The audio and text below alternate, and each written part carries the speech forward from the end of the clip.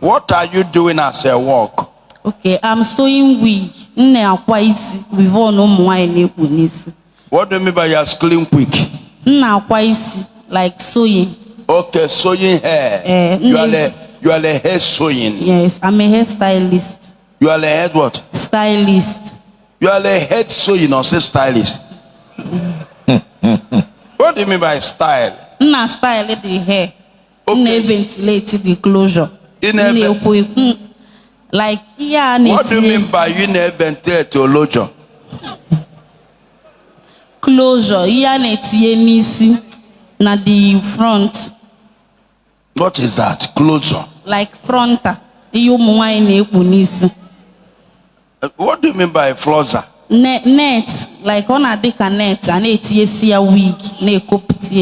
Okay, wig. Yes, wig making. Who is this lady? I don't know. I'm talking, he say closer. He say net. He say women. You are the manufacturer. Babylon manufacturer. You say you are the styler. You are the one making the hair. Yes. That's what I say. Yes. Ichokwa can style a log fine. I can style. Onye chokwa ke megene. How about this person? Onya the call their call no na ima afia keta. E chokwa ke o de ka customer ka na agbado. E chokwa ke kwa onye chokwa ke megene. I don't understand people. Imagine. Are you sure you are sick?